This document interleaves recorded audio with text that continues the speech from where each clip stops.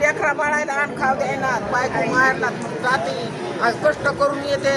उपाय ठेवून तर घरातले भांडे वाचणं इकायले तर कुठवर माणसाने दम खावा म्हाताऱ्या माणसाने आम्हाला मारायले तर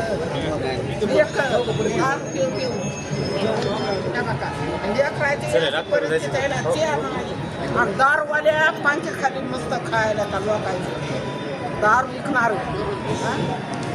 कसं करायचं आणि काय करायचं आईचं कसं करावं ते काय आई त्याच्यावरच चगू लागली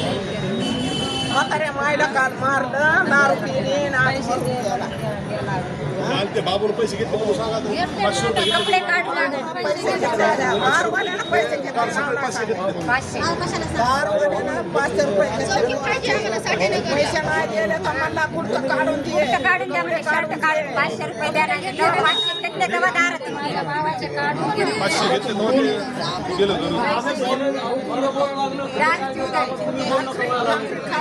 काय खायला आखरी लातानं बघून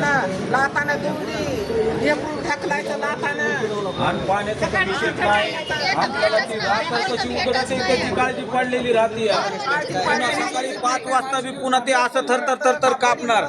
ती थरथरी एक जाय नाही म्हणून ते माणसाला माया येते परत तसंच होत आहे त्यांना नुसते थरथर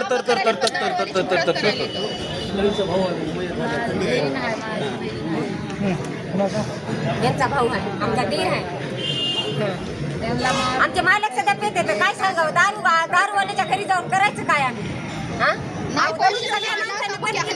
गेले की शिवागाळी बी करतात की दारूवाल्याच्या घरी कसं दारूवाल्या पोलीस प्रशासनाचं काम आहे ना की दारू बंदी करणं यांना काय लायसन दिले का पोलीसवाल्यानं काय म्हणाले काही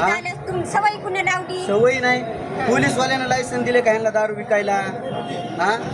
अहो ती हातभट्टी आख्या महाराष्ट्राच्या मुख्यमंत्र्यांना हातभट्टीसाठी आख्या महाराष्ट्रभर तुकाराम मुंडे साहेब असतील त्यांना देखील आदेश काढलेत किंवा जी हातभट्टी गाव त्यांच्यावर कारवाई झाली पाहिजे आणि जर ग्रामीण भागाच्या दारू विकत असतील तर त्याच्यामध्ये सरपंच ग्रामसेवक आणि आपला पोलीस पाटील हे जबाबदार असतील मग जर शहरामध्ये जर हातभट्टी विकत असतील अशा परळीसारख्या तर ह्याच्यात नगर अध्यक्षाचं देखील काम आहे आणि तुम्ही नगरसेवक आहोत तुमचं देखील काम आहे की बाबा नाही सहकार्य आहे पण ह्यांचं काम आहे ह्या पोलीस प्रशासनाला ते जिम्मेदार आहे पोलीस प्रशासन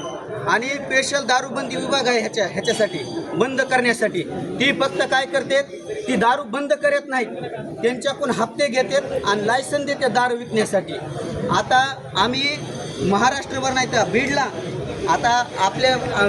बीडमध्येच येत आहे परळी आम्ही गेल्या 2 वर्षापासून दारूबंदीसाठी बीडला आपल्या SP नवनीत कावत साहेबाकडे 4 वेळेस गेला